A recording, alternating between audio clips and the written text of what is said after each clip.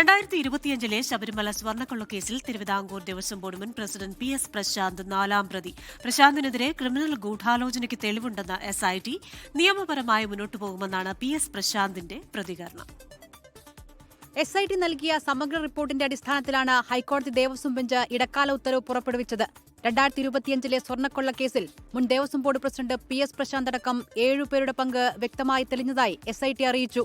മുരാരി ബാബുവാണ് 1ാം പ്രതി, ഉണ്ണികൃഷ്ണൻ പോറ്റി 2ാം പ്രതി, Pankaj Bhandari, advocate A Ajikumar, തന്ത്രി കണ്ഠര രാജീവര്, രജിലാൽ എന്നിവരാണ് മറ്റു പ്രതികൾ.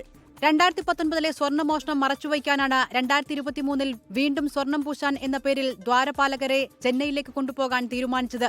ഇതിനായി സ്പോൺസറും കരാറുകാരനും ദേവസ്വം ബോർഡ് ഉദ്യോഗസ്ഥരും ചേർന്ന് ഗൂഢാലോചന നടത്തിയെന്നാണ് പ്രധാന കണ്ടെത്തൽ. വീഴ്ച സംഭവിച്ചിട്ടില്ലെന്ന് PS പ്രശാന്ത്. ഇനി ഇതിൽ ഒരു ഉദ്യോഗസ്ഥ വീഴ്ച മാത്രമാണ് വന്നതാണ് ഞങ്ങൾ വിചാരിക്കുന്നത്. അപ്പോൾ എന്തായാലും ഇത്തരം കാര്യങ്ങളെ സംബന്ധിച്ച് ഞങ്ങൾക്കൊരു പ്രയർ നോളജുമില്ല. ബാക്കി കാര്യങ്ങൾ അന്വേഷിക്കട്ടെ, SIT അന്വേഷിക്കട്ടെ, കോടതിയുടെ ബഹുമാനപ്പെട്ട കോടതി നിരീക്ഷണത്തിൽ അന്വേഷിക്കട്ടെ. ഞങ്ങൾ നിയമപരമായി അത് നമ്മൾ ആലോചിച്ച് മുന്നോട്ട്. ഉദ്യോഗസ്ഥരടക്കം മറ്റെട്ടു പേരുടെ പങ്ക് കേന്ദ്രീകരിച്ചും അന്വേഷണം തുടരുകയാണ്. പ്രഭാമണ്ഡലത്തിൽ നിന്ന് ശേഖരിച്ച സാമ്പിളുകളുടെ പരിശോധനാ ഫലം ലഭിക്കാനുണ്ടെന്നും അതിനുശേഷം അന്വേഷണം പൂർത്തിയാക്കാൻ സമയം വേണമെന്നും SIT അറിയിച്ചു.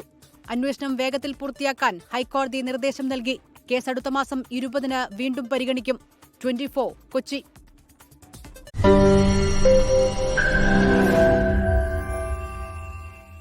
ലോകത്തെവിടെയായാലും ഏത് സമയത്തും 24 വാർത്തകളും ഓഗ്മെന്റഡ് റിയാലിറ്റി പാക്കേജുകളും എക്സ്പ്ലെയിനറുകളും വിശദമായി കാണാൻ ഞങ്ങളുടെ YouTube ചാനൽ നിങ്ങൾക്ക് സബ്സ്ക്രൈബ് ചെയ്യാം.